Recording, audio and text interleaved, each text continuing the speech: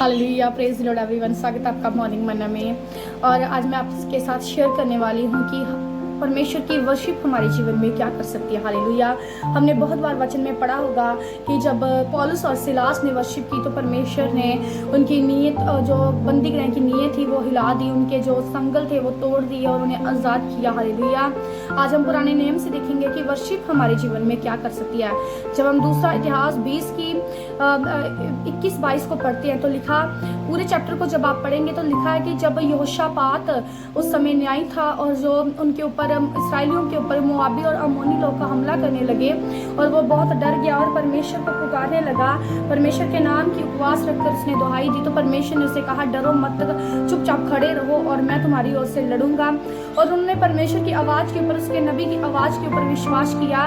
और वचन बयान करता है कि जब 21 और 22 आयत को पढ़ते हैं तो क्या हुआ कि जब वो उनके विरोधी चढ़ाई करने लगे तो यहोशापात ने क्या कहा कि अपनी प्रजा को कि तुम क्या करो, वर्शिप करो। हालेलुया। उन्होंने परमेश्वर की वर्शिप करनी शुरू कर दी, आराधना करनी शुरू कर दी। उन्होंने कहा, यहोवा का धन्यवाद करो, उसकी करना सदा की है। और 22 आयत में लिखा, जिस समय वे गाकर स्तुति करने लगे उस समय यहोवा ने अम्मोनियों, मोआबियों और सेईर के पहाड़ी देश के लोगों पर जो यहूदा के विरुद्ध आ रहे थे घातकों को बैठा दिया और वो मारे गए। हालेलुया। क्या लिखा वचन में? किसने मारा? यहोवा परमेश्वर ने उन्हें मारा। हालेलुया।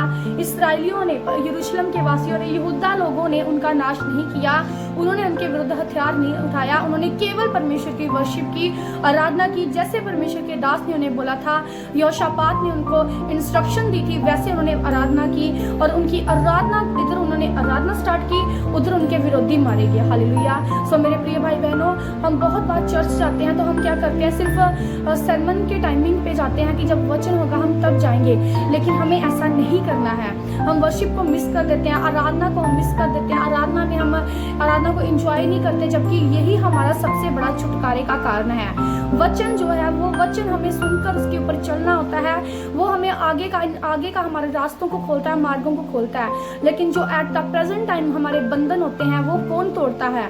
वो हमारी वर्शिप तोड़ती है, आराधना तोड़ती है। हालेलुया। सो मेरा विश्वास आज के बाद आप वर्शिप को सीरियसली लेंगे, आराधना को सीरियसली लेंगे। और आप चाहें तो दूसरा इतिहास के 20 चैप्टर को पूरा पढ़ सकते हैं, तब आपको समझ आएगा कि वर्शिप सिर्फ नए नियम का हिस्सा नहीं बल्कि ओल्ड टेस्टामेंट का भी पार्ट है और शुरू से चलती आ रही है। हालेलुया। सभी को जानसी की गॉड ब्लेस यू।